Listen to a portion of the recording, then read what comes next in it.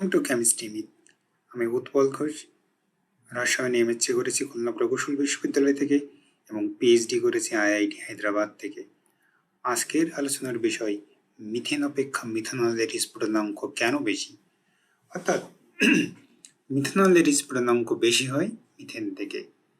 Alcohol যৌগসমূহে ওইস মূলক থাকে। আমরা জানি অ্যালকোহলের কার্যকারী মূলক ও এইচ।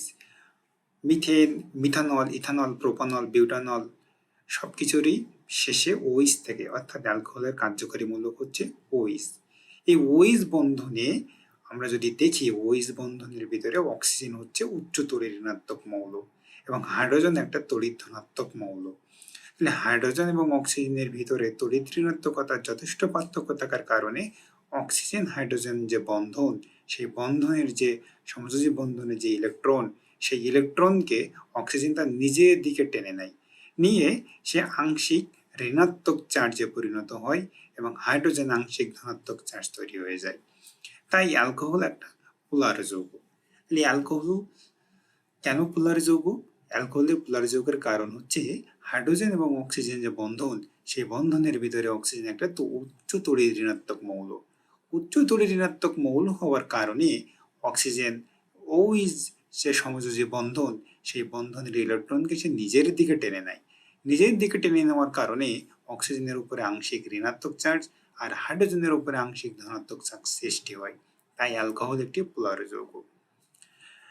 আর এই পোলার যৌগ হওয়ার কারণে এই দুই পোলার যৌগ যখন পাশাপাশি আসে, তখন এই আংশিক ধনাত্মক হাইড্রোজেনের উপর আংশিক ধনাত্মক চার্জ এবং অক্সিজেনের উপর আংশিক ঋণাত্মক চার্জ, তারা পরস্পরকে একটা আকর্ষণ বলের সাহায্যে তারা আকর্ষিত হয়।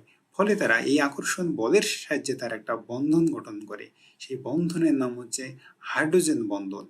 এই হাইড্রোজেন বন্ধন গঠন করার কারণে অ্যালকোহলের ভিতরে স্ফুটনাঙ্ক বেড়ে যায়, কারণ এই হাইড্রোজেন বন্ধনকে ভাঙতে অতিরিক্ত শক্তির প্রয়োজন হয়, যে অতিরিক্ত শক্তির কারণে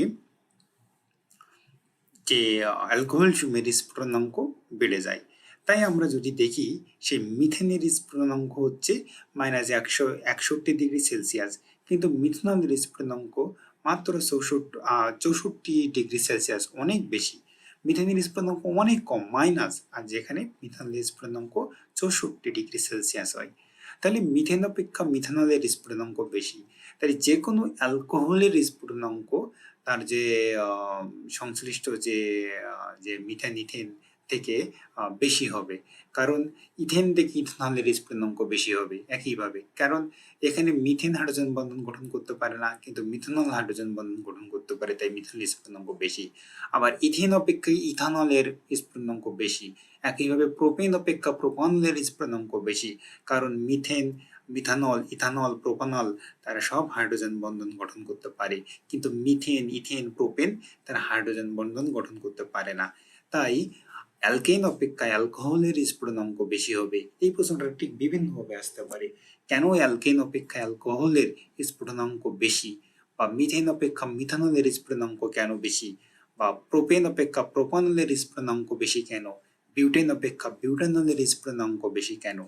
তাহলে আমরা এই ভিডিও টিউটোরিয়ালের মাধ্যমে আমরা জানলাম মিথেন অপেক্ষা মিথানলের স্ফুটনাঙ্ক বেশি কেন, অর্থাৎ অ্যালকেন অপেক্ষা অ্যালকোহলের স্ফুটনাঙ্ক কেন বেশি।